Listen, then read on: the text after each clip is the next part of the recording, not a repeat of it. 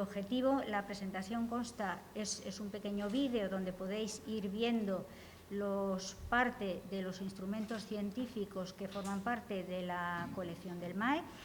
Es una colección que era una colección privada de José Antonio Mañas. Yo creo que es una de las colecciones privadas más importantes de España y de la que mañana vais a poder conocer una pequeña parte. Y ya dejo a Manuel que nos vaya hablando a medida que vais viendo las imágenes de estos aparatos. Bien, muchas gracias, Carmen. Sí, como ha comentado Carmen, es un resumen del empleo de instrumental científico en distintas actividades. También una mínima foto de la futura nueva sede del MAE y terminamos con unos carteles de actividades realizadas. Dura 10, 11 minutos, no dura más. La inauguración del Museo Andaluz de la Educación en noviembre de 2019 supuso el comienzo para muchos proyectos a medio y largo plazo. De hecho, el actual espacio, ya lo vais a conocer mañana, ha demostrado que es insuficiente para mostrar una mínima parte de lo que son los fondos y muy especialmente para dedicar a los objetos científicos el espacio que merece un museo de la educación. Aunque la mayor parte del espacio expositivo que está dedicado actualmente es a la educación primaria, como ocurre en la mayor parte de los museos de educación, uno de los objetivos del MAE, incluso cuando solo era un proyecto, era que los objetos científicos ocuparan un lugar destacado en el mismo. El museo fue inaugurado oficialmente el 30 de noviembre de 2019. 4 meses después teníamos ya el cierre del mismo por la pandemia. Es un museo que está vinculado a una institución, al igual que la mayoría de museos o de muchos museos de España, en este caso el Ayuntamiento de Alhaurín de la Torre, que es el que ha soportado todos los gastos de montaje del mismo. Y, sin embargo, aunque se inauguró en esa fecha, finales del 19, ya desde 1996 sus promotores, los dos donantes, José Antonio Mañas y Jesús Asensi, venían realizando exposiciones y conferencias por distintos puntos de la provincia, en la propia facultad, en ayuntamientos principales, a través de Diputación de Málaga, con una exposición muy bonita que era de la escuela al colegio, que giró por parte de los municipios de la provincia de mayor población. Y el objetivo fundamental desde el principio no ha sido otro que el de recuperar, el de conservar, el de estudiar y difundir lo que es la memoria histórica de la educación en Andalucía y reconocer día a día la importancia de la educación y del trabajo de todos los que se dedican a este campo. Sin embargo, más allá de lo que es la conservación y la exhibición ordenada del patrimonio histórico escolar, el MAE desarrolla un programa de actuación bastante amplio, bastante variado, nutrido de diversas experiencias en un contexto de aprendizaje informal y también muy nutrido de diversas experiencias en un contexto, diríamos que moderno, contando para ello con una museografía didáctica específica que recoge lo que es la historia de los programas educativos.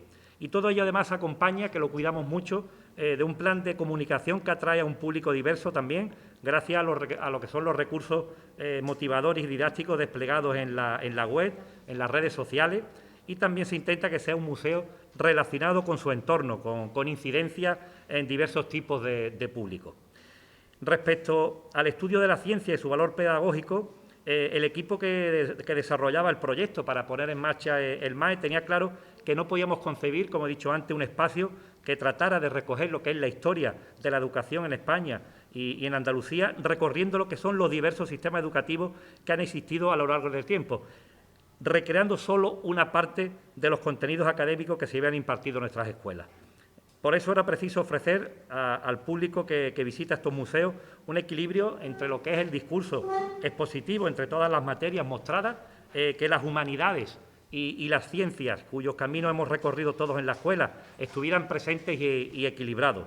Y para ello era necesario que el museo dispusiera lo que es en su... Sí, me he perdido ahora. Bueno, dispusiera lo que en su primera andadura, en los primeros comienzos, de al menos 2 mini espacios al efecto. Y se crearon, relacionados con la ciencia, los denominados, lo que son las materias científicas y objetos científicos, inventos y otras curiosidades que cambiaron la ciencia. Son los 2 mini espacios que hay ahora mismo en el museo relacionados con la ciencia. Afortunadamente también el MAE ha sido capaz de recuperar una extensa colección de libros específicos, de manuales escolares, de enseñanza primaria, secundaria, bachillerato, incluso de niveles universitarios, y de instrumental científico, todos ellos pertenecientes, diríamos, a etapas desde finales del siglo XVIII hasta finales del siglo XX. Creo que una colección de gran relevancia por ser uno de los elementos más importantes de la cultura material de la ciencia. Y con el nuevo espacio expositivo que se va a crear los próximos años, cuestión de 2 o 3 años estará ese nuevo espacio expositivo, como ampliación de las actuales instalaciones del MAE, intentaremos también dar un paso adelante en la conservación y puesta en valor de este patrimonio científico. Nuestro objetivo no solo serán los de almacenar, restaurar y exponer y conservar lo que son estas piezas de muy distinto origen, sino especialmente también permitir lo que es la investigación en la historia de la ciencia. Y con esta nueva zona expositiva también deseamos que se aprecie el carácter práctico del estudio de las ciencias, que se permita descubrir y comprender los tratamientos científicos que se realizaron en otras épocas precedentes y que nos ayude también a valorar lo que son las consecuencias que los avances científicos y tecnológicos generaron en su momento en las modificaciones de las condiciones de vida y también en sus efectos sociales, económicos y ambientales. Y para poder hacernos una idea previa de lo que es la distribución y contenido de la futura zona expositiva sobre patrimonio científico en el museo, debemos conocer, en primer lugar, el larguísimo inventario de materiales sobre ciencia que forma la colección del MAE. Actualmente consta de unos 850 instrumentos originales, algunos del siglo XVIII, en especial también de los siglos XIX y XX, de los momentos en los que ahora mismo actualmente en el museo se encuentran expuestos en las vitrinas del edificio actual, pues como ha comentado Carmen, una pequeñísima parte, alrededor de unas 50 unidades. Adicionalmente, se dispone también, por suerte, de más de 300 libros específicos sobre física, química y matemática, también de esos siglos, algunos de ellos de ilustres autores, de gran valor bibliográfico. Y, por último, no menos relevante, también debemos contar los textos escolares para las etapas educativas ya citadas, sumando otras más de 700 referencias en esta materia. El material didáctico, y en su caso el científico, utilizado en lo que es la enseñanza de las diferentes etapas educativas, sin duda es una rica fuente para el conocimiento de la historia de las disciplinas escolares. Nos ayudan a conocer qué características tenía el contenido y el conocimiento que se transmitía y enseñaba en las clases, el tipo de tareas que se realizaban cotidianamente en la escuela y cuáles eran los quehaceres diarios de alumnos y profesores en el aula. Los objetos del trabajo escolar de alumnos y profesorado son también un reflejo de las formas de entender y realizar la práctica docente y, por tanto, de la vida misma dentro de la escuela. En resumen, es un material científico muy valioso, indicador de la evolución de la enseñanza de las distintas disciplinas científicas, de los distintos enfoques de la práctica docente en cada etapa y de los cambios que se produjeron en los planteamientos y estrategias didácticas llevadas a cabo por la práctica por el profesorado en los antiguos laboratorios de física, de química y de ciencias naturales de los distintos centros. Queremos destacar también en este punto que en la amplia colección de instrumentos y material científico del MAE y que formarán parte del nuevo espacio expositivo, se encuentran representados muy variados fabricantes de instrumentos, tanto nacionales y especialmente internacionales. Y para agrupar y mostrar adecuadamente toda esta ingente cantidad de piezas científicas, se está realizando un ambicioso discurso expositivo, muy acorde a otros similares presentados en museos españoles y también europeos, museos relacionados con la ciencia, siguiendo en especial los magníficos ejemplos del Teylers Museum de Haarlem, de Holanda, el más antiguo de los Países Bajos, y también el Deutsches Museum de Múnich, en Alemania. Dada la limitación del tiempo que tenemos, que yo creo que estamos ya próximos a terminar, ahora solo podemos indicar que hay piezas para exponer de todos los campos de la física y la química, como la metrología, la mecánica, la acústica, la óptica, la electricidad, la electroquímica, el magnetismo, medidores de electricidad, gases, aparatos relacionados con el calor, instrumentos de medición de fluido y de metrología, además de materiales de bioquímica que incluyen utensilios de laboratorio de vidrio y porcelana, mecheros Bunsen, material de soporte y sujeción de mineralogía, modelos de biología, anatómicos, moleculares, láminas educativas. Como se ve, es una amplia variedad donde no faltan tampoco los instrumentos de medida, los de estudio y de demostración, los modelos tecnológicos, los auxiliares, los multiusos, los de investigación, los de producción de agentes físicos, otros de uso no científico y también los modelos didácticos, diferentes a los modelos tecnológicos, que normalmente son de mayor tamaño que el aparato original y que tienen una intencionalidad didáctica clara. Con esto ya termino, solamente deseamos terminar pues, afirmando que el patrimonio científico disponible en el MAE, tanto el bibliográfico como el instrumental, es de una altísima calidad debido a su amplio espectro temporal, especialmente al número de piezas de que consta, a la diversidad de las materias de estudios, como acabo de comentar, al magnífico estado de conservación, porque prácticamente están todos, como yo digo, para funcionar, el valor económico también de los mismos, su valor histórico, su valor académico, el valor pedagógico que aporta al museo. Y yo creo que más pronto que tarde, con la colaboración de expertos en la materia y de miembros de otras instituciones como la Universidad de Málaga, la Academia Malagueña de Ciencias, la de San Telmo y otras entidades, todo este legado estará disponible, pues, en principio, por supuesto, para todo el público que se acerca al museo, para toda la comunidad educativa andaluza y del resto del país. Yo creo que el vídeo ya había terminado. Ha llegado. Muchas gracias.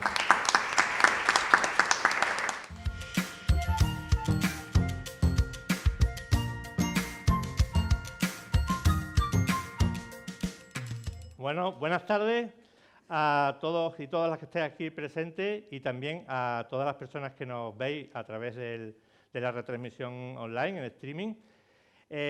Bueno, bienvenidos a este taller del Congreso del SEPE, en el que vamos a intentar hacer un recorrido por una parte de la historia de la electricidad. Ahí tenéis una pantalla donde vamos a ir viendo algunas transparencias que nos van a ayudar un poco a comprender de qué va esta aventura que vamos a vivir esta tarde.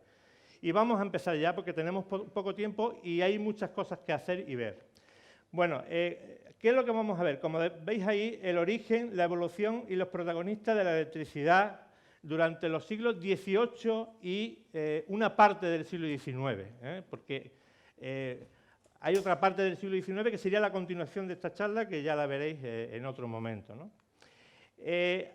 Los protagonistas que están ahí son muchos. La electricidad no es un esfuerzo de una única persona, sino de muchas personas durante mucho tiempo. Y vamos a intentar hablar un poquito de cada una de ellas, ¿no? Yo tenía que haber venido, como está ese señor, disfrazado del siglo XVIII. De hecho, Carmen quería que viniera disfrazado del siglo XVIII, pero he tenido un problema, y es que no encontré ningún chaleco con doble abotonamiento. Entonces, ante eso he preferido venir como vengo hoy, de calle, que se dice, ¿no? Bueno, vamos a intentar replicar algunos de los experimentos que realizaron una serie de personajes durante el siglo XVIII, finales del siglo XVIII, y comienzos del siglo XIX. Vamos a empezar hablando de esta persona que tenéis aquí, Ebenezer Kingsley. Fue un personaje colaborador de Benjamin Franklin que se dedicó a dar conferencias sobre la electricidad, en aquel momento se llamaba el fuego eléctrico, imaginaos, durante muchos años en las colonias, ¿no? Con un éxito arrollador. Fijaros que, si veis un poquito más detenimiento, esta es una lámina de 1752, si no me equivoco, y hablaba de propiedades de la naturaleza y del fuego eléctrico, que es algo que se acababa de descubrir, no hacía mucho tiempo que estaba eso en funcionamiento, ¿no? Vamos a intentar repetir algunas de las lecturas, se llamaban lecturas a 2 columnas, que hacía aquel señor. También vamos a conocer la misma experiencia, alguna más, que hizo este individuo, que se llamaba el doctor Cartefelto. Este era un personaje, murió asesinado, porque era una especie de mezcla entre mago, prestidigitador, científico, un poco de todo, y engañaba a la gente, ¿no? Utilizaba al comienzo de sus sesiones una cosa que llamaba el microscopio solar, y entonces proyectaba agua sucia de un charco y decía que había una epidemia de peste, y decía que aquello era lo que originaba la epidemia de peste. Entonces la gente se lo creía y tal. Mezclaba también algunos experimentos de electricidad, como los que vais a ver aquí hoy. Y en España, pues en España también hubo algunos. Por ejemplo, este señor, François Bienvenu, que era un francés que vino huyendo de la Revolución Francesa, se vino aquí a España y dio un montón de conferencias por toda España, en Madrid, en Valencia, en Barcelona y tal. Ese es un recorte del Diario de Madrid, de 1700 y pico, y aquí tenéis pues, los experimentos, dividía la sesión en 3 partes y los experimentos que hacía. Bueno, pues un poco de eso vamos a hacer aquí.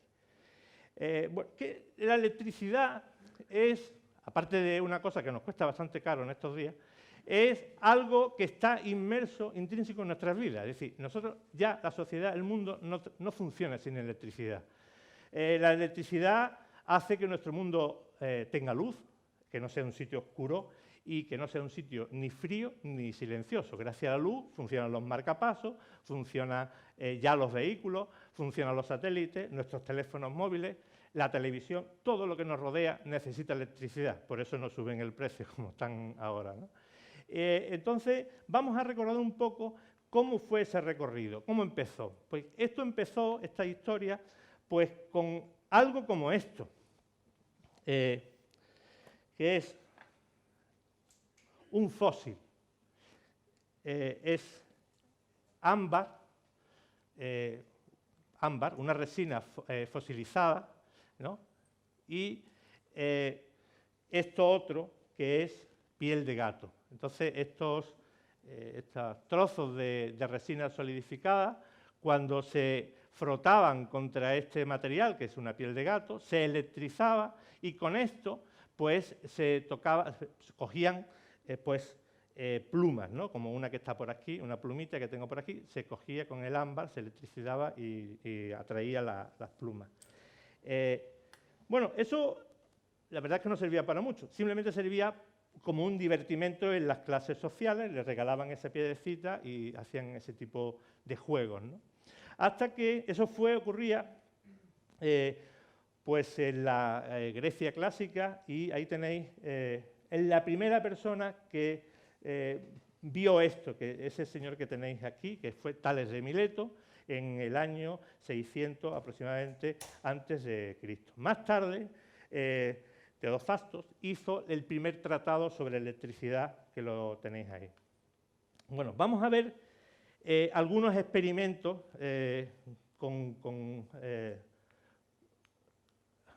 si soy capaz. Eso. Vamos a ver algunos experimentos con esto. Evidentemente no he matado ningún gato, ni tengo tampoco, y vamos a sustituir el ámbar con esto. Es un tubo de poliuretano y vamos a frotarlo, no tengo piel de gato, pero con un paño de esto de cocinar normal y corriente. Y vamos a empezar electrizándolo. Si yo froto con este paño el tubo, voy a atraer este globo, es un globo metalizado, y lo voy a atraer. Fijaros. Simplemente el globo está cargado positivamente del ambiente y al frotar aquí el tubo, estoy cargando negativamente, está dejando el positivo en la tela y atraigo el globo. Y lo atraigo bastante.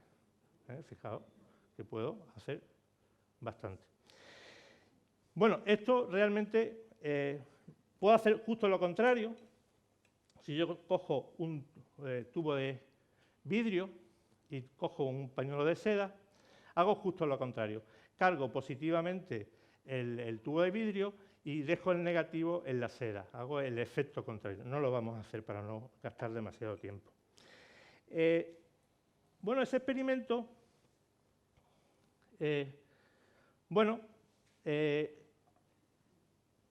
quería conocerse un poco más sobre él y se presentaron estos dos instrumentos, que es el electroscopio de bolitas de sauco. El sauco es un árbol y su semilla tiene la virtud de que se electriza fácilmente. Si yo cojo mi tubo, si fijáis en las bolitas, si acerco el tubo cargado eléctricamente a la bolita, veréis cómo la atraigo. Sería el mismo efecto que con el globo. Fijaros cómo la hago bailar. Si las cargo las dos con el mismo signo, se repelerán. Eso no se averiguó hasta mucho después, lo de la electricidad vítrea y resinosa. También apareció este otro instrumento, que es un electroscopio de hojas, de panel de hojas de oro. Y fijaros que si yo acerco mi tubo, mi ámbar, cargado eléctricamente a ese elemento, cargo las dos láminas y al cargar las dos láminas, como están juntas, se van a repeler y se van a separar. Incluso si yo le toco, la voy a dejar cargado. Fijaros cómo lo hago. Cargo bien el tubo y fijaros cómo se abren las laminitas. Se abren las laminitas, porque claro, como está llegando electricidad y se reparte entre las dos láminas, al final se repelen. Fijaros, si yo lo toco, lo descargo. Vuelvo a cargar y ahí las separo. Bueno, estos eran experimentos que se realizaban en el siglo XVIII para demostrar lo que era la electricidad estática. Con estos experimentos apenas se podía medir la carga eléctrica, hasta que apareció este otro elemento, que es un electrómetro. Fijaros que el electrómetro lo que tiene es un aparato parecido al anterior, pero que lo que tiene es una aguja. Entonces tiene una escala y en función de la carga eléctrica que yo le pongo a mi ámbar, mi tubo de poliuretano, va a subir más o va a subir menos en ese vaivén que tiene esa aguja. Voy a cargarlo y vais a ver cómo sube la aguja.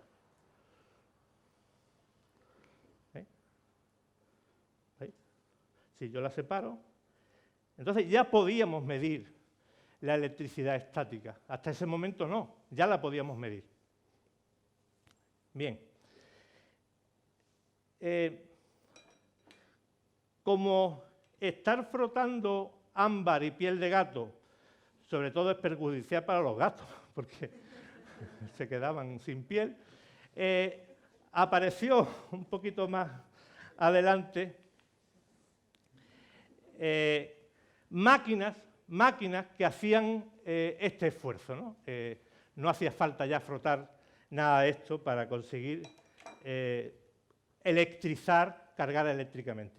Y entonces la primera máquina que aparece es inventada por ese señor, William Gilbert, que era un físico que descubre la imitación, y después Otto van Guericke, en el año 1672, construye la primera máquina electrostática. La primera máquina electrostática era un globo de azufre. Vais a ver una foto, es esa. El señor iba con el palo, con el globo de azufre, que había cargado previamente en esa máquina, una máquina rotatoria, por frotación cargaba eléctricamente, y ahí tenéis a ese señor que iba con el palo cargado eléctricamente.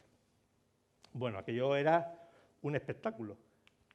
Hasta que un poco más tarde, ese señor, Francis Hosby, que trabajaba en la Royal Society en el Reino Unido, con esa máquina que había descubierto sus compañeros, hace otra más avanzada que genera carga electrostática. Es esa que tenéis aquí. Fijaos que es como una máquina de coser antigua, una manivela que giraba y acercando la mano se veía una luz azul dentro de ese globo. Aquello fue un espectáculo porque la gente flipaba. Imaginaos la Royal Society llena de científicos de copete, viendo a ese señor girando. Bueno, él no, porque él tenía un demostrador que le daba la manivela y empezaba a electrizar. Con aquella máquina empezaron a hacerse multitud de experimentos. Ahí tenéis otro ejemplo en horizontal. Lo que dice el cartel, la electricidad se hace visible. Y empiezan lo que son las veladas eléctricas. La gente pudiente asiste a veladas donde la electricidad se convierte en un espectáculo. Ahí tenéis distintas láminas y hay un montón de experimentos que vamos a repetir hoy aquí. Son láminas, cuadros originales de época, y fijaros que tenéis a gente colgada de hilos de seda para hacer esta experiencia. Fijáis que tenéis al electricista, como tenía que haber venido yo vestido hoy, Carmen, ¿verdad? Girando la manivela, la máquina de Haussby, y hay gente haciendo su experimento. Estos dos experimentos también los vamos a hacer. El de la izquierda es el beso eléctrico, que ahí está la pareja que va a salir después voluntaria a hacerlo. Y un poco después, Stephen Gray descubre que colgando a un niño de un trampolín de hilos de seda quedaba aislado. Y si lo cargaba eléctricamente, ahí tenéis al niño. Stephen Gray trabajaba en un orfelinato. Sí, sí, es cierto. Y utilizaba a los pobres huerfanitos para su experimento, es cierto. Y ahí tenéis a un huerfanito colgado de un trampolín, colgado de hilo de seda, con una máquina, una barra que electrizaba y atrayendo trocitos de papel y otros elementos. ¿Vale? Ahí tenéis algunos. Son láminas originales. Uno de los experimentos que más fama tenía era el del coñac.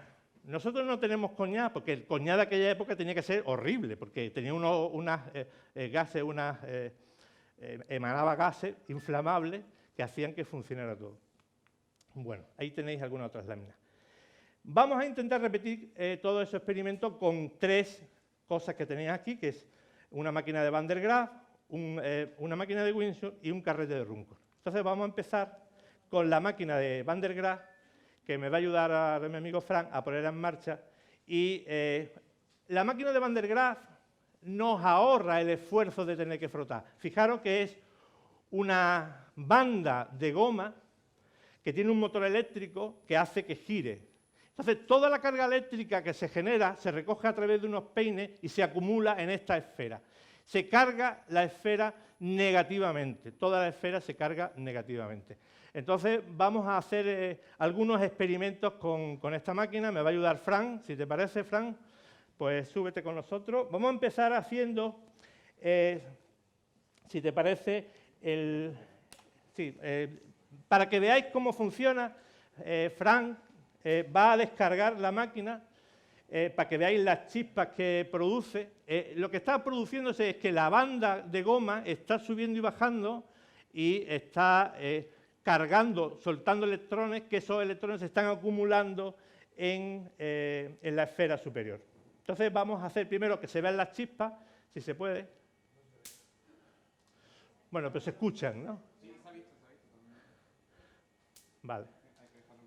Sí, hay que dejar un momentito que empiece a cargar eléctricamente, pero este Van der Graaf es bastante potente, fijaros que ya está pegando unos chispazos. Los que van a salir voluntarios, que no se preocupen. Todavía no ha fallecido nadie con estos experimentos. Bueno, pues si quieres empezamos con el de la muñeca. Sí.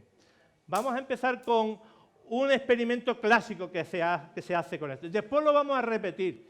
Lo vamos a empezar con una muñeca y ahora veréis que poco a poco sus pelos, los pelos de la Barbie, van a empezar a subir. ¿Por qué? No porque esté asustada de nosotros, sino simplemente porque la carga eléctrica se está acumulando en los pelos y están buscando escapar, están buscando anularse esa carga eléctrica. Entonces veréis que los pelos se empiezan a levantar. Creo que se ve ya, ¿no? Sí, se ve.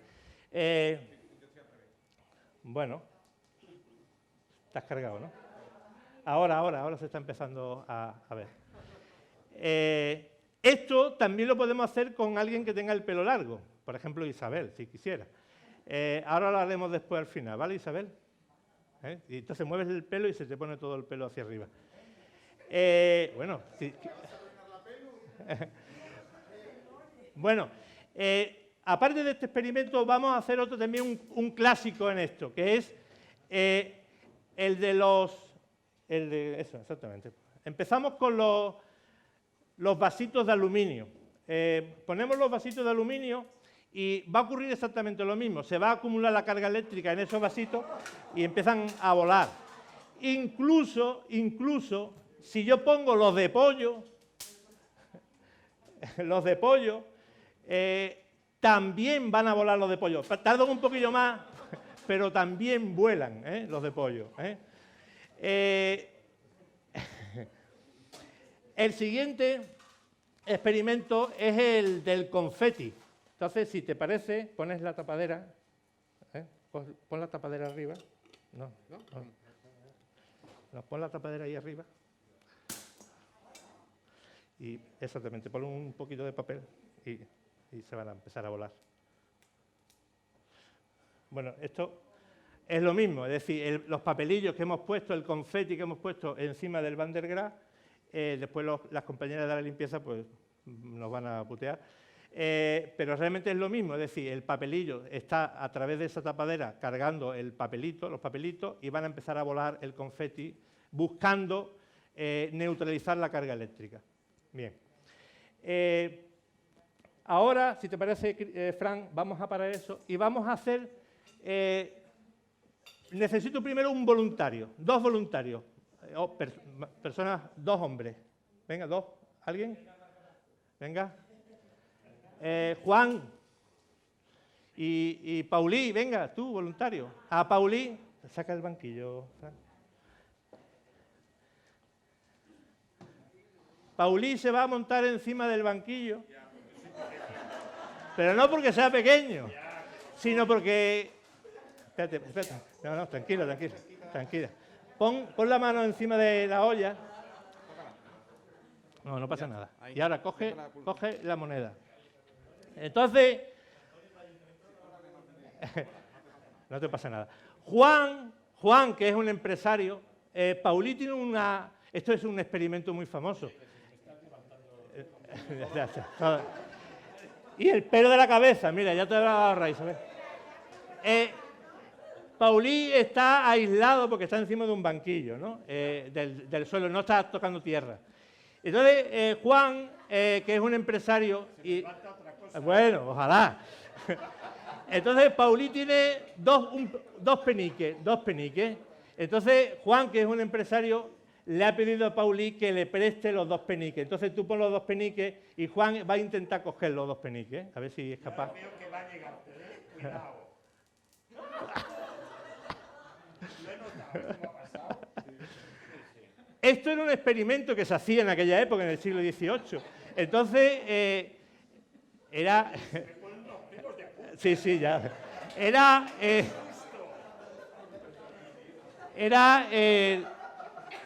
Aquel experimento se llamaba Róbame el penique. Róbame el penique. Vale, gracias, Paulín. Bueno, vamos a hacer el beso. A ver, ahora van a venir mis 2 amigos físicos de profesión, dan clase. Por favor, ella se va a subir en el banquillo. Venga, a acompañarme, venga, sin miedo. Aquí hay... Descárgalo, Fran. Venga. Súbete, ¿cómo es tu nombre? Vale, es para después tomar nota de... Bueno, no, súbete. Toca el Van der Graaf, por favor, no pasa nada. Y ahora, ¿podéis quitaros la mascarilla? Sí. Y ahora, ¿cómo es tu nombre? Damián, que es un hombre aguerrido, fuerte, va a intentar darle un beso, aunque sea, si quiere los labios, y si no, aunque sea en la cara, para no... Sin tocaros. Sin lengua. Esto era una cosa que se llamaba el beso eléctrico, y esto rompía los salones en el siglo XVIII. Esto era un espectáculo, Entonces, cuando quieras, Damián, sin tocarla, tú pon la mano detrás. Esa. Y entonces, sin tocarla...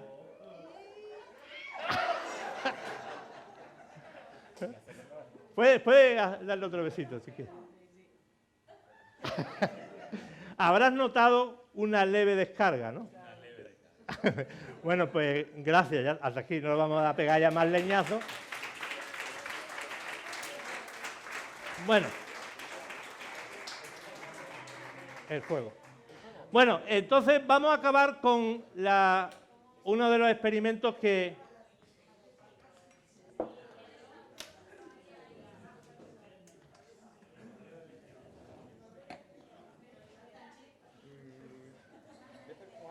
¿Vale? ¿Vale? Espérate, lo cargo, Cargo. Tienes que tocar, ya sabes, Bueno, este experimento era uno también muy famoso, que era, se hacía, el señor ese vestido de traje, ponía una espada, se exponía encima de un círculo de cera gordo, que la aislaba del suelo. Entonces, con un puñal, una espada, acercaba, estaba aislado él, acercaba la espada a una copa de coñac, imagínate cómo era el coñac. Yo lo he hecho con acetona, que es bastante inflamable. Acercaba el puñal, me estoy poniendo de escorzo para que veáis el problema, acercaba la espada y ardía. Nosotros lo vamos a hacer, con la ayuda de Frank, lo vamos a hacer con acetona. Y tenemos que arderá y lo tenemos que apagar rápido, lógicamente, ¿no? Pero quiero que veáis... Sí.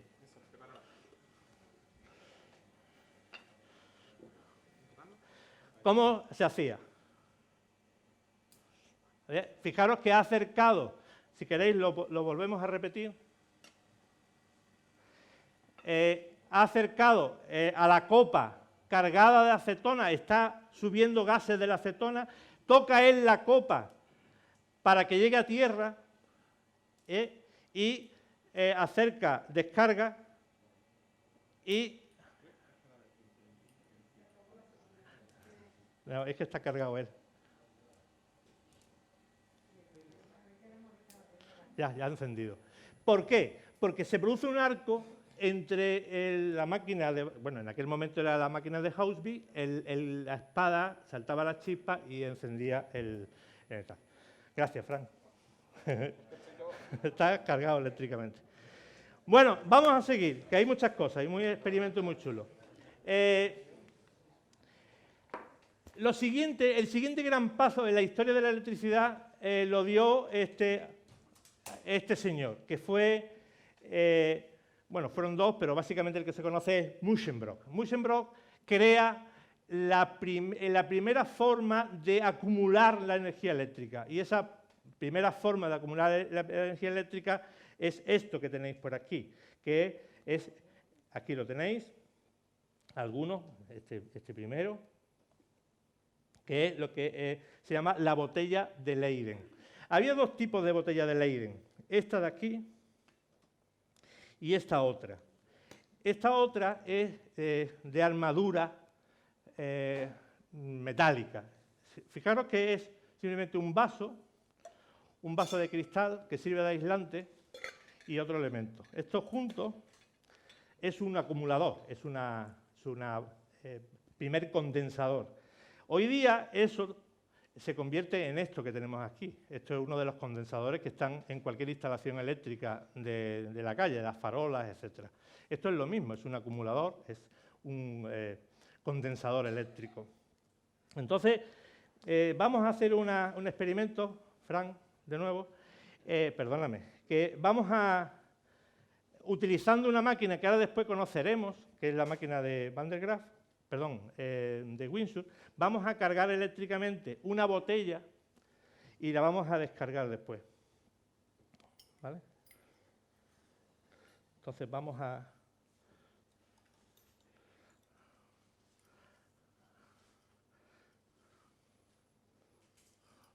Lo podíamos haber hecho también con la otra máquina, pero lo hemos hecho con esta. Da igual.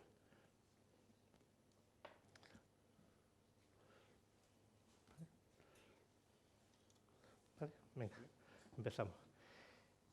Una vez que se cargue la botella de Leyden, fijaros que la botella tiene puesto una chapa metálica abajo, en el culo, para hacer el circuito, y estoy cargando la botella. Lo que tiene es una cadena en su interior que lo que hace es que funcione, se acumule la energía eléctrica. Y yo tengo aquí también un descargador, que lo que voy a hacer es puentear la parte de abajo con la parte superior. Tiene vidrio que me aísla si no me pega el leñazo a mí, entonces este vidrio me aísla. Entonces con esto lo que voy a hacer es puentear. Entonces vamos a ver que ya ha cargado Fran la botella, entonces el compañero, voy a puentear desde la parte exterior a la bola superior, a ver si ha cargado suficiente.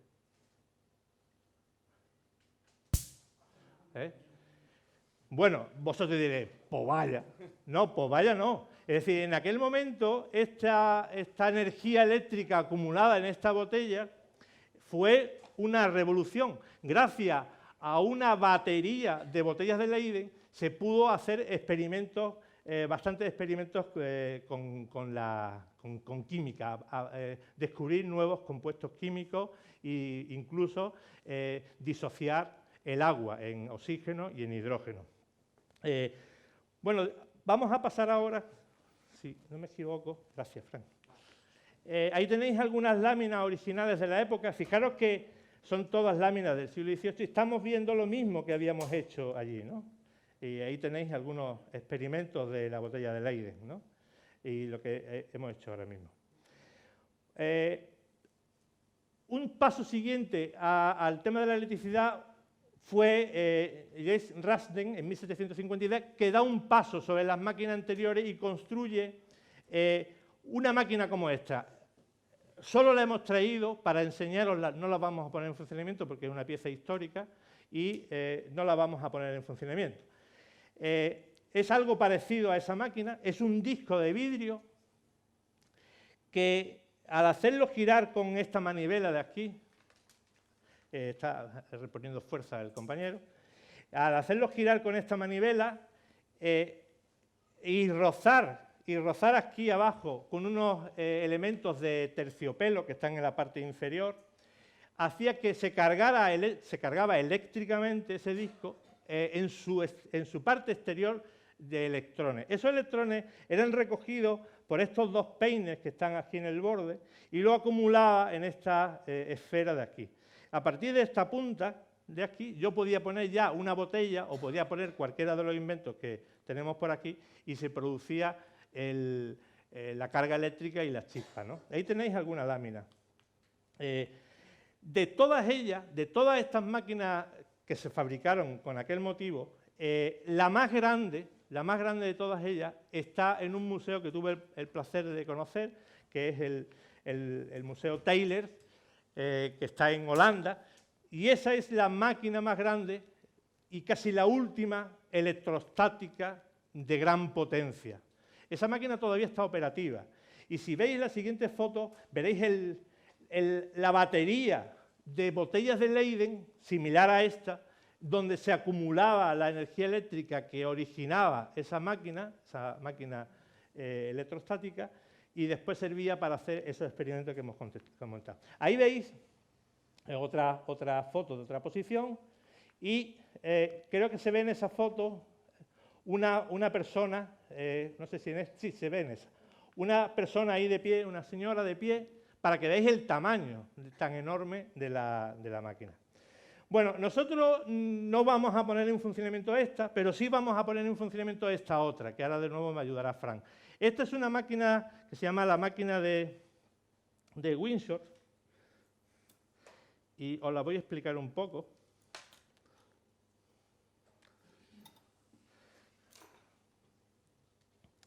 La máquina de Windsor es esta que tenéis aquí.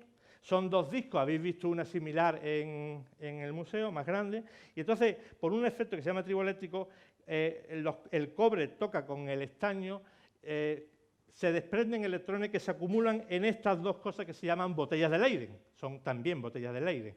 Y cuando la carga eléctrica de esas dos botellas sobrepasa un determinado umbral, salta un arco eléctrico aquí entre estas puntas. Bueno, pues vamos a ver cómo funciona. Aquella del museo da mucho más, pero esta no es manca. Entonces, vamos a ponerla que funcione.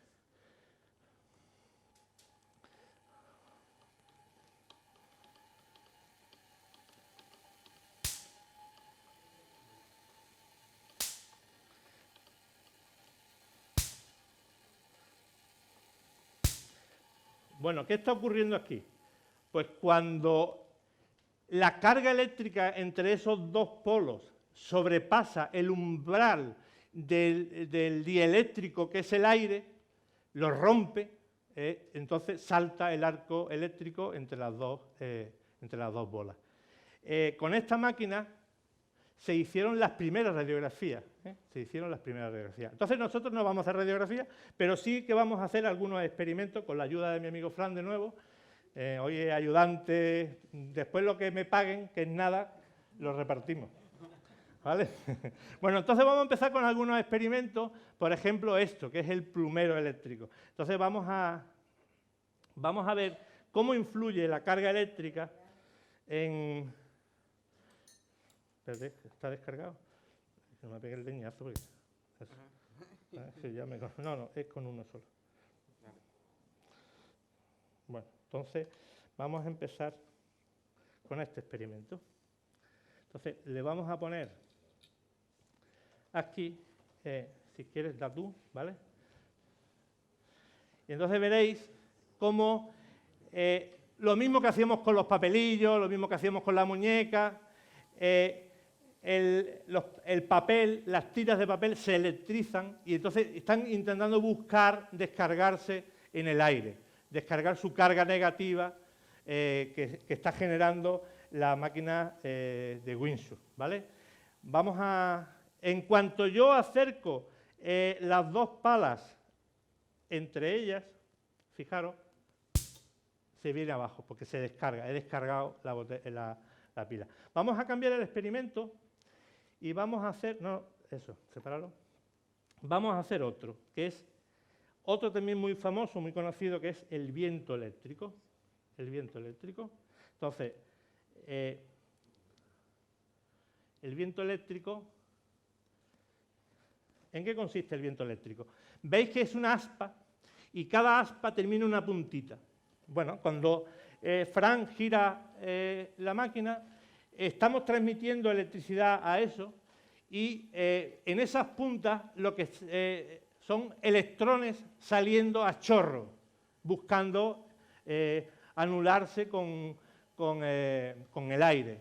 Entonces, ese chorro de electrones hace que gire el aspa. Es como el primer motor a reacción de chorro de electrones. Fijaros cómo va girando a toda velocidad el elemento. Vale, paramos, acércala. Cuidado, ves.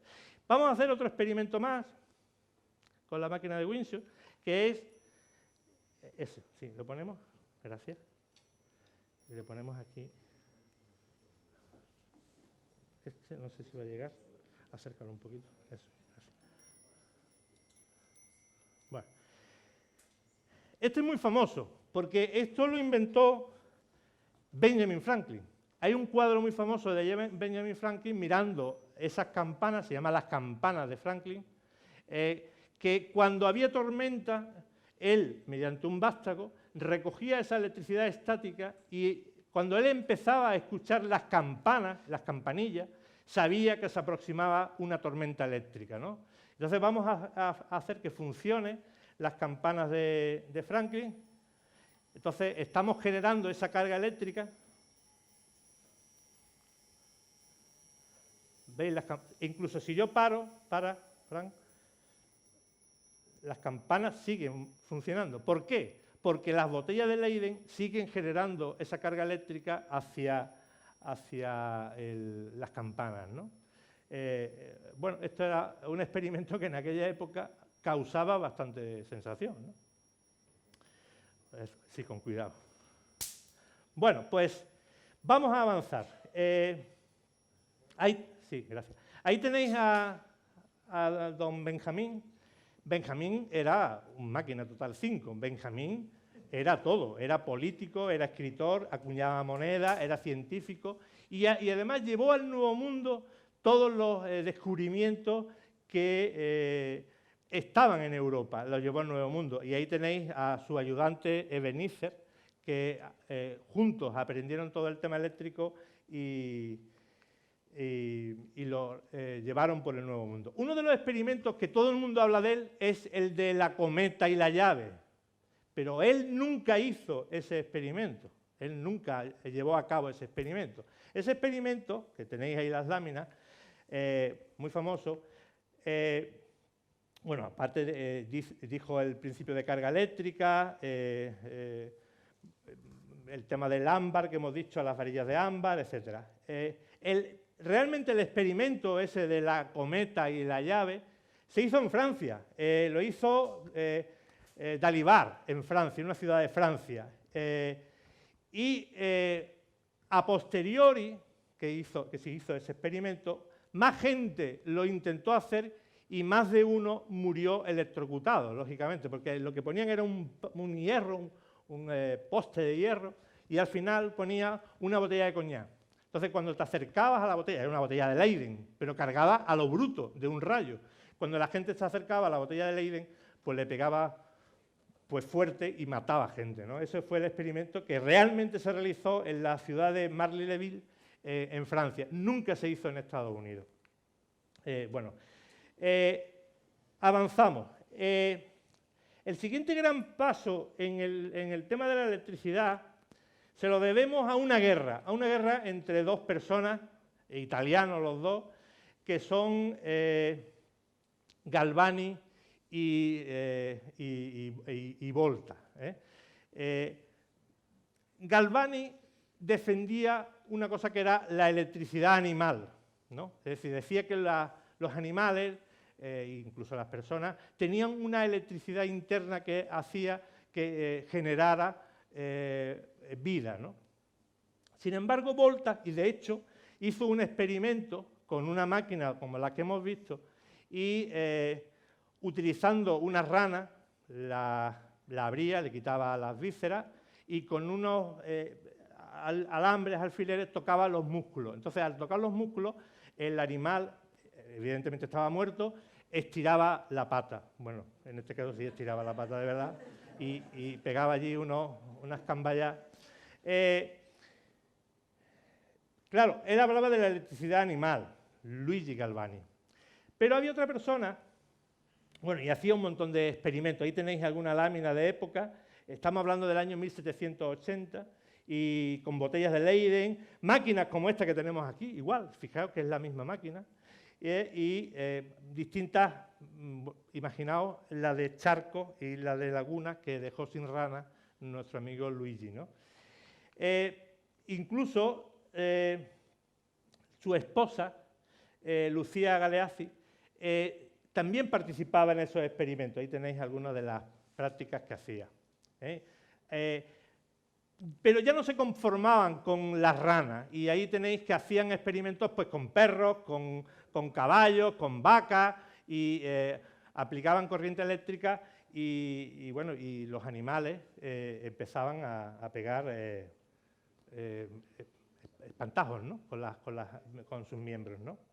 Ahí tenéis alguna lámina. Bueno, dieron el paso a intentar repetir esta experiencia con personas ajusticiadas a las cuales donaban el cuerpo a la ciencia o no, porque muchas veces robaban los cuerpos de los cementerios. No sé si habéis visto algunos cementerios ingleses que tienen las tumbas con rejas, están enrejadas para que no robaran los cuerpos. No tengo ninguna foto, pero otro día la traeré. Y entonces, pues hacían experimentos pues, con el cuerpo, con la cabeza, los muertos abrían y cerraban los ojos, y ahí tenéis alguna lámina. De hecho, su sobrino, Giovanni Aldini, se dedicó a eso. Eso es lo que se llamaba el galvanismo, los galvanistas, y se dedicó a eso. Y, de hecho, hacía espectáculos donde desde un ataúd se levantaban los muertos y se incorporaban, ¿no? Ahí tenéis algún ejemplo, y escribió incluso un libro, de Animal Electricitae, en el año 1790, creo que es. Bueno, eso que vio Mary Shelley en la famosa historia de la Villa Diodati con Lord Byron y Polidori, dio lugar al libro Frankenstein. Entonces vamos a ver, si el compañero lo tiene preparado, una escena de esa película, de la película Mary Shelley, que os recomiendo que la veáis, sobre su vida, que habla precisamente de cómo ella vio aquel experimento y le gustó. Si me podéis apagar la luz para que se vea un poquito más esto de aquí. Sí, ahí. No, justo esta. Bueno. Sí, adelante. Fantasmagoria, protagonizado por Claire Hansen Picard. Es Lord Byron. Vayamos a hablar con él. Lord Byron. Milord, permítame presentarle al poeta Percy Shelley y un gran admirador de su obra. Conozco al señor Shelley. Me gustó mucho La Reina Maga. Tiene mucho mérito. Gracias.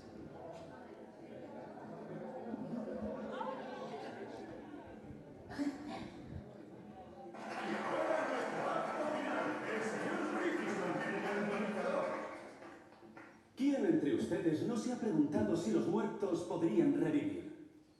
Gracias a un descubrimiento científico, el hombre está a punto de conquistar la mortalidad. Con esta vaina y un arco eléctrico,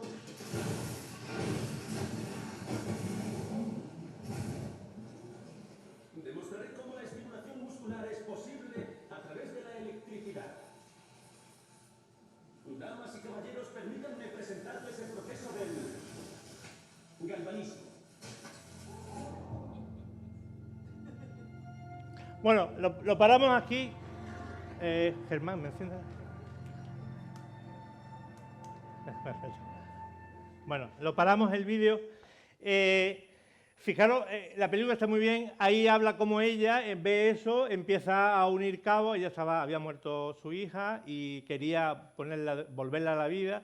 Y en esa apuesta que hacen Lord Byron, Polidori y ella, escribe el libro Frankenstein, ¿no? Que es una joya, una maravilla, y es el primero de los libros un poco más científicos. Bueno, vamos a seguir avanzando. El resultado de aquella lucha entre Volta y Luigi Galvani es la pila de Volta. Y tenemos aquí una pila de Volta, que es esta de aquí. Entonces, es una pila de Volta original y veréis que tiene unas láminas de cobre y estaño separadas por una especie de pequeña membrana que se ponía salmuera en su época, se puede poner agua con sal, y aquí tenéis las bornas, si se las he cambiado, producía electricidad. Entonces, con esta pila eléctrica, que da 1,5 voltios, no da más, se podían hacer ya multitud de experimentos. Como evolución de la pila de Volta, que por cierto Volta presentó a Napoleón Bonaparte, en una sesión que ahí tenéis la imagen, en 1800, ya estamos comienzo del siglo XIX, dio origen posteriormente a esto que tenéis aquí, que también es una pieza original, que es una batería de las primeras, o ya estamos acostumbrados a ver nuestras baterías de nuestros coches, pero esta es una de las primeras baterías con sus tubos que se utilizaban. Entre la pila de Volta y esta batería tenemos esta otra. Esta es una pila de Grenet. Fijaros que son como dos carbones y después tener dentro otro que se mueve. Esto se llenaba de ácido y se producía una reacción química en su interior, y aquí en estas bornas obteníamos electricidad. ¿Vale? Esta sería la pila de Volta. Perdón, la pila de Grenet. Nosotros ahora vamos a continuar, y hoy día lo que tenemos es esto, es una pila seca que se produce una reacción química en su interior. Solo se produce la reacción química cuando hacemos el puente entre el positivo y el negativo, pero realmente de aquello tenemos esto, ¿vale? Bueno, seguimos avanzando. El siguiente gran experimento que va a hacer falta aquí, es debido a un danés, a Hans Christian Ørsted, ese señor que tenéis ahí, estamos hablando de 1819. Él coge una pila de Volta y tiene este aparato que veis aquí, que vais a ver ahora a continuación. Es como una especie de brújula que tiene como un alambre por encima y tiene como dos bornas aquí. Cuando hacía pasar la corriente eléctrica generada por una pila de Volta o una pila de Granet, se desviaba la aguja magnética.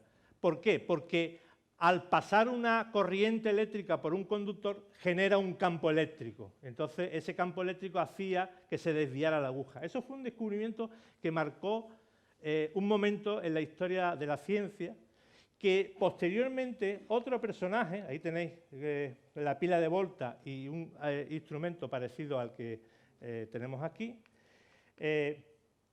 influyó en el gran personaje de la historia que es Michael Faraday. Michael Faraday pertenecía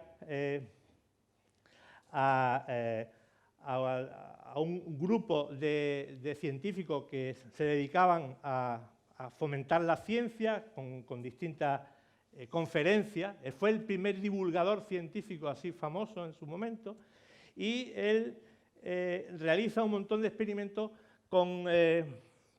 basándose en el tema de Ørsted. Fue una persona autodidacta.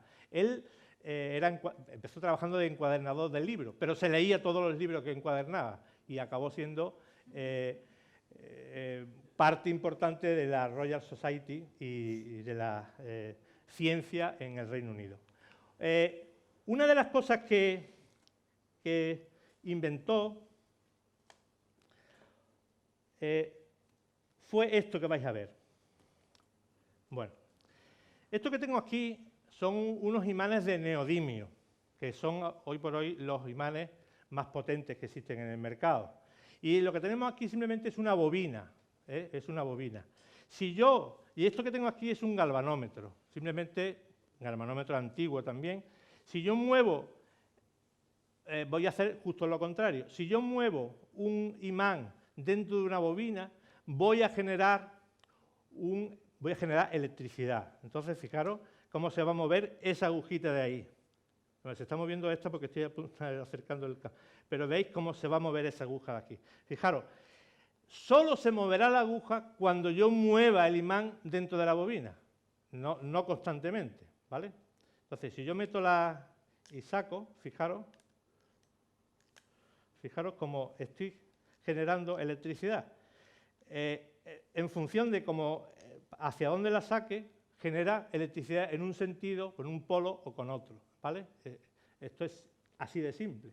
Pero esto, así de simple, es el primer paso para todo lo que tenemos hoy. Es decir, todos los motores que tenemos hoy funcionan básicamente con este principio, la relación entre el magnetismo y la electricidad. Y otra de las cosas que hizo, esto es lo que vais a ver ahora. Esto que veis aquí es el motor de Faraday. No es más que unos imanes de neodimio que están puestos como en un recipiente. Yo no tengo una pila de Volta, pero tengo una pila de moto de 12 voltios, 6 amperios. Entonces, voy a llenar el recipiente con agua con sal. Esto es agua con sal saturada de sal. Entonces, esto va a ser nuestro electrolito que va a hacer que funcione mi motor. Entonces, voy a llenar, espero no derramarlo, voy a llenar el recipiente de agua hasta cubrir los imanes.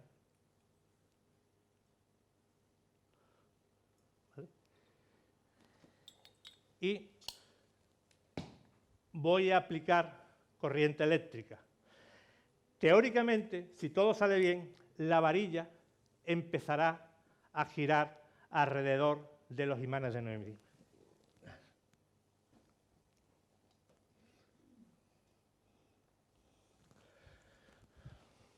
Tenemos que esperar un poquito que empiece la reacción química. Espero que no me deje en ridículo.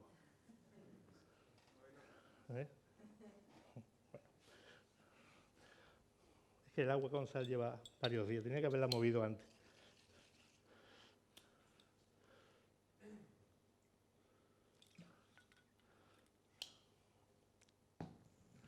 Bueno, vamos a intentar ayudarle un poquito.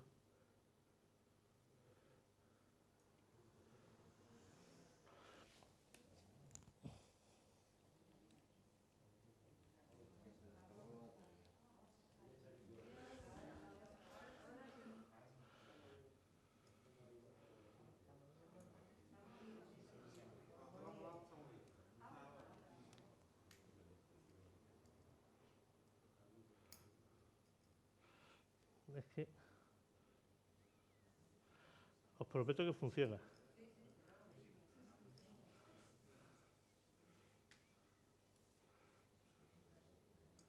Bueno, lo dejamos ahí, ya funcionará.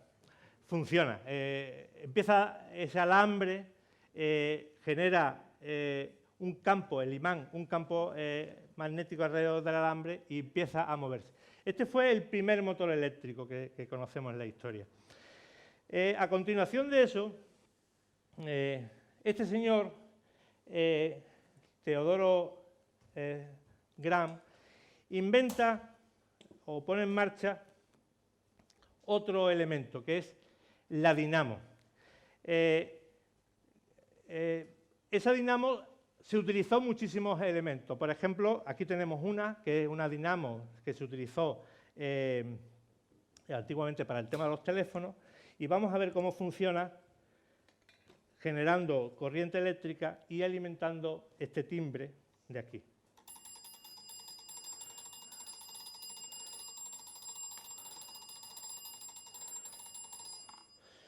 Esto era lo que había antiguamente en una centralita de teléfono. Cuando alguien tenía que llamar, y llamaba a la operadora utilizaba ese magneto y la operadora después unía los cables y funcionaba. Hoy día eso se utiliza, por ejemplo, en esto, que son estas linternas que yo giro, no tienen pila, yo giro la dinamo y a continuación ya he cargado el acumulador y ya enciende. Esto, países de camping y no se te caben las pilas, es fantástico, pero se basa en el mismo principio. Esto no funciona. Me está dejando en ridículo. Sí.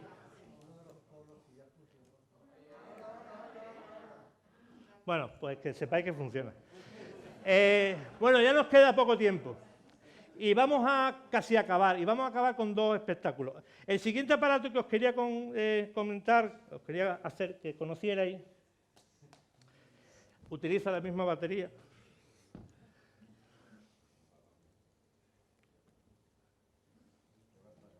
Es el carrete de Ruhmkorff. El carrete de Ruhmkorff es un transformador.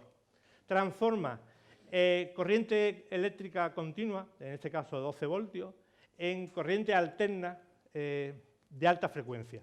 Y esa corriente de alta frecuencia va a poder utilizarse para excitar tubos de distinta índole. Aquí tenemos tubos Heiller y algún tubo con minerales para que veáis la fosforescencia. Vamos a empezar viendo cómo funciona el carrete de Ruhmkorff. Veis que entre esas dos bornas va a saltar un arco.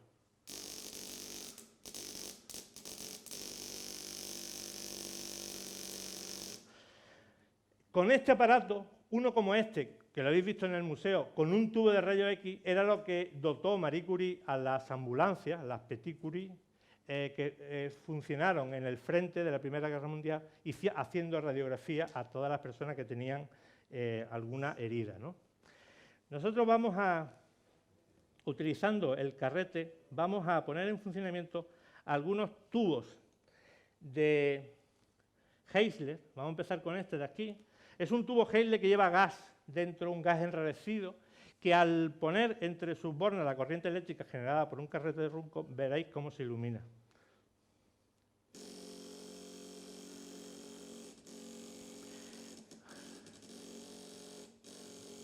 Fijaros que se ven como anillos en el tubo. Esos anillos son producidos por el propio campo eléctrico que se está generando y los huecos que se crean, ¿no? Cada gas noble emite un color distinto, ¿no? Bueno, vamos a pasar de este. Si queréis lo pongo otra vez, pues si no lo habéis visto bien. Fijaros que se hace más morado por los bordes. Y fijaros que si yo giro el contacto, el positivo y lo negativo, lo cambio al otro lado, fijaros que el morado se va a poner ahora ahí. ¿Vale? No os quiero darle mucho que me quedo sin... Vamos a ver otro tubo, si os parece, ¿vale? Ya nos queda poco tiempo. Bueno, vamos a ver este otro. Este es un Heisler también, tubo Heisler, y vamos a ver los distintos colores que... Tiene distintos gases en su interior, ¿eh?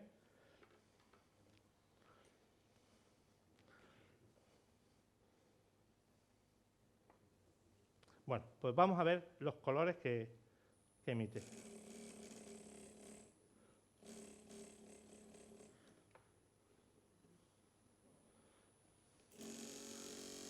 ¿Veis? ¿Veis también? Se ve el hilito del arco eléctrico desde la parte superior a la parte inferior. Bueno, vamos a ver otro tubo, que este es un tubo que nos va a servir para emitir fosforescencia. Fijaros que lo que hay en el interior del tubo es una piedra que al recibir la corriente eléctrica va a hacer fosforescente, ¿no? Vamos a verlo.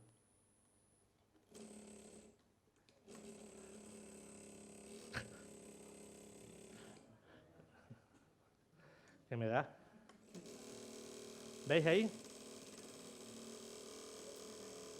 ¿Lo veis? Bueno, antes de pasar a otros tubos, quiero que hagamos un experimento comunitario. Entonces, voy a necesitar una serie de voluntarios, empezando con mi querido amigo Manuel López. ¿Dónde está Manuel? Ven para acá, Manuel. Sí, sí.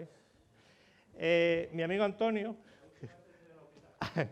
Y, Carmen, ¿tú quieres participar? Venga. Fran no, porque Fran ya se lo conoce. Vente. Pablo. Y alguno más que queráis, por favor. Carlos, ¿tú te animas? ¿Cristian? No. Entonces, esto está muy divertido. Después lo podemos repetir con más gente. A ver. Antonio. A ver. Lo único que tenéis que hacer es poneros en corro, ponte para acá, sujeta esto por aquí, lo sujetas con la mano, le das la mano a mi amigo Antonio, a mi amigo Manuel, Carmen se lo da, tú te vas a tener que poner por aquí. Pablo, coge eso ahí.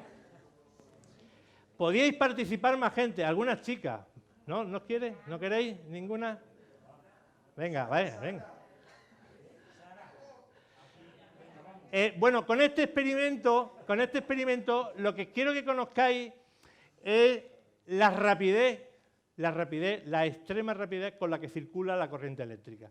Ellos están ahora mismo tan confiados. Lo que tengo aquí es un aparato similar al que se podría haber utilizado por nuestra amiga Mary Shelley, Mary Shelley no, don Víctor Frankenstein, el doctor Víctor Frankenstein, para resucitar a su monstruo, ¿no? Entonces vamos me voy a poner yo por aquí. Entonces, el más cobarde es el que se suelte. ¿Vamos? Entonces, por favor, no sortaos. Voy a ser benevolente. ¿Soy benevolente o le doy? Despacito. ¿Os habéis dado cuenta la velocidad con la que pasa la energía eléctrica? Y he dado un cuartito de vuelta. ¿Le doy 2 vueltas? A ver, que levante la mano el que quiera que le dé 2 vueltas. ¡Uy, hay mayoría! Cristian, ponte tú, que te estabas riendo muy... Digo, Cristian Fran, ponte tú ahí en medio. Venga, venga. A ver, ¿cómo se llamaba la muchacha? Paula, vente, Paula, vente. Sí, vente. Sara, ¿dónde está Sara? Sara. Venga, no me sea... Sara, a ver. Sara. A ver, da igual. Es decir, si nos pusiéramos todos, que sería lo ideal, cogidos de las manos, la energía eléctrica pasaría por todos nosotros, pero a la misma velocidad, fijaros.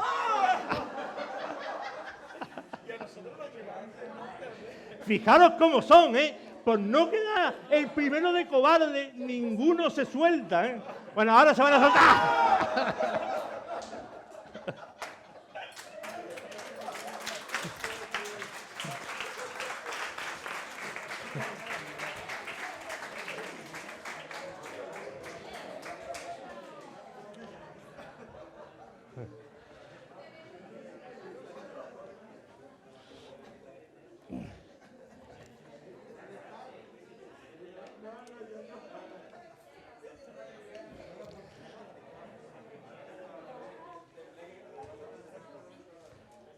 Bueno, ahí tenéis al señor Henry Daniel Runcor, que inventó este aparatito, ahí lo tenéis, que se llama la bobina de Runcor, y es un generador eléctrico que ayudó a eso, a la puesta en marcha de la radiografía. Para acabar la sesión, podíamos hacerla mucho más larga. Recordaros que en 1870, gracias a esta persona, a James Clerk Maxwell, que convirtió todos los descubrimientos de Faraday en fórmula. Y vamos a acabar con este experimento, que es muy divertido, que me tiene que ayudar de nuevo Fran.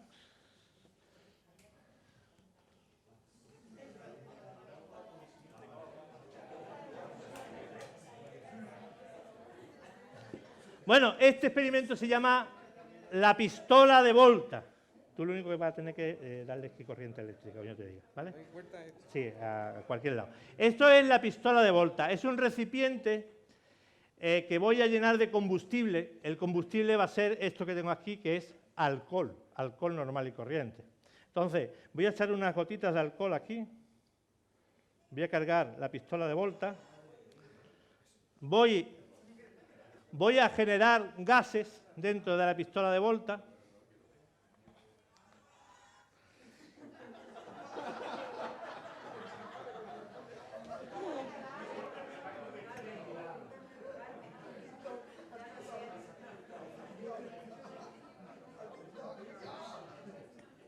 Bueno, a ver, esto es lo que se llama un final apoteósico, es decir, en otras charlas que hay se acaba siempre con otro, que era la Thunder House, que explotar una casa y tal. Yo, como no tengo ahora mismo ese experimento, vamos a acabar con la pistola de Volta. Esa combustible está generando gases y ahora voy a provocar dentro de ese recipiente, que es hermético y está tapado con un tapón, un arco voltaico.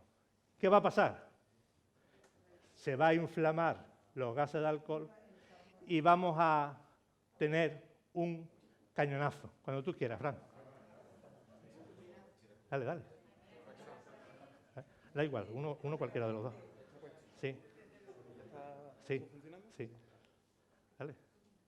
Gíralo. Espérate, ¿qué? A ver, lo hago yo. Vale. Ah, hasta el doble, vale.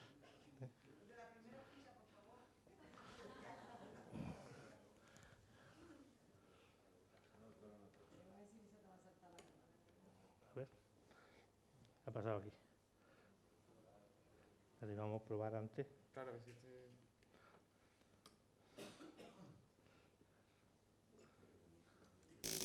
Ah, ya. Eso era, ¿no? Sí, que se había separado la forma. Sí. Gracias, Fran. Siéntate si quieres, ya lo hago yo. Bueno, ¿preparado? ¿Listo?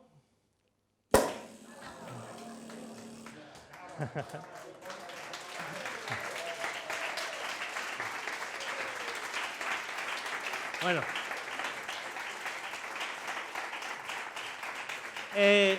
Antes de terminar, decir que el siguiente capítulo tiene como protagonistas a estos señores, a Thomas Alva Edison, a Nikola Tesla, y a Proteus Steinmetz, que fueron los que dieron lugar a la luz eléctrica, energía eléctrica.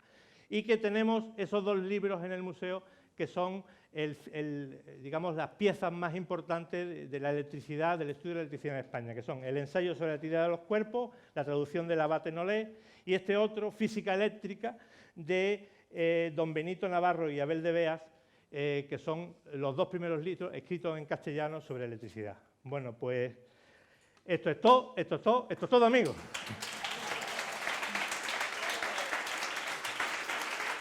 Gracias. Gracias.